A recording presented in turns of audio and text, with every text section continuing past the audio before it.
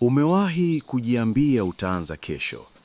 Kesho utaamka mapema, kesho utaanza kujifunza, kesho utaacha kupoteza muda. Lakini kesho ikifika, unalala tena. Siku zinaenda, miezi inapita, miaka inapotea, na maisha yako yanabaki vile vile. Hii ni hadithi ya kijana mmoja aliyefahamika kama mshamba kijiweni. Si kwa sababu hakuwa na akili, bali kwa sababu maisha yake yalizunguka sehemu moja tu, kijiweni.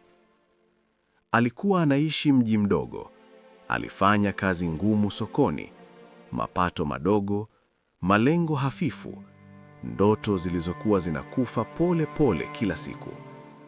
Kila jioni alikaa kijiweni mpaka usiku mkubwa, stori nyingi, mipango mingi, hatua sifuri.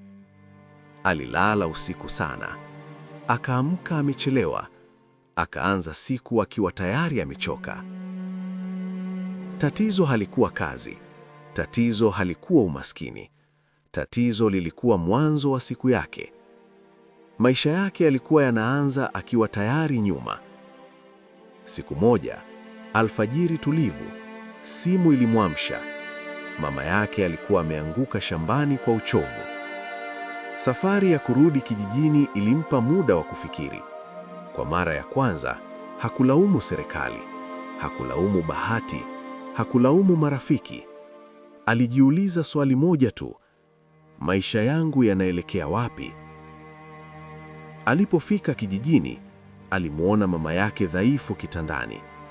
Mikono iliyokuwa imefanya kazi maisha yote, sasa ilikuwa imechoka. Ndipo moyoni mwake kukatokea kitu kipya, si huzuni tu, bali maamuzi. Asubuhi iliyofuata, akiwa nje ya zahanati, angani kulikuwa bado na giza hafifu. Ndege walikuwa wanaanza kuimba, upepo ulikuwa mwanana, kulikuwa na utulivu wa ajabu. Na hapo ndipo alitambua kitu. Wakati dunia imelala, kuna watu wanaanza kujenga kesho yao. Hapo ndipo wazo lilipozaliwa: kuamka mapema. Sio kuamka tu, kuamka kwa kusudi. Alianza siku iliyofuata. Saa 12 alfajiri, alamu ililia. Mwili ulipinga, akili ilitoa visingizio. Usingizi ulikuwa mtamu, lakini aliamka. Wiki ya kwanza ilikuwa vita, macho mazito, mwili mchovu. Hakuna anayemshangilia, lakini hakurudi kitandani. Saa ya kwanza alijifunza kupitia simu yake, masomo ya biashara, masomo ya uhasibu, ujuzi wa kompyuta. Saa ya pili alitembea nje, dakika 30 za hewa safi, dakika 30 za kupanga siku yake. Hakukuwa na miujiza, hakukuwa na pesa za ghafla. Kulikuwa na mabadiliko madogo kila siku. Siku ya 20, mwili ukaanza kuzoea.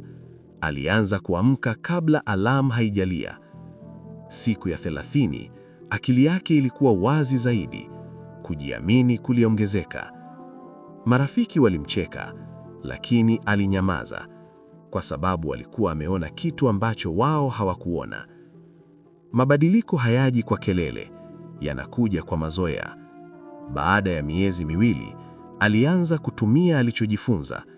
Aliwasaidia wafanya biashara kupanga hesabu zao.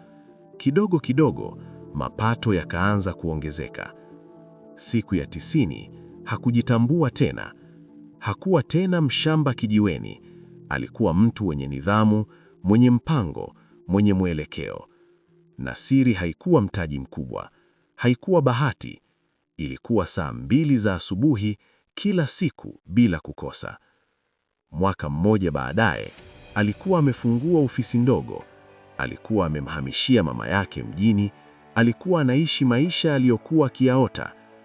Na bado, kila siku saa 12 alfajiri, alikuwa anaamka. Sasa si kwa maumivu, bali kwa shukrani. Rafiki yangu, tofauti kati yako na mafanikio yako inaweza kuwa saa 1 tu ya asubuhi. Wakati wengine wamelala, unaweza kujijenga. Wakati dunia iko kimya, ndipo msingi wa kesho yako unawekwa. Usisubiri mwaka mpya, usisubiri motisha, usisubiri mtu akuokoe. Anza kesho, saa 12 alfajiri. Siku 90 tu, maisha yako yanaweza yasibadilike mara moja, lakini wewe utabadilika. Na mtu aliyebadilika anaweza kubadilisha hatima yake.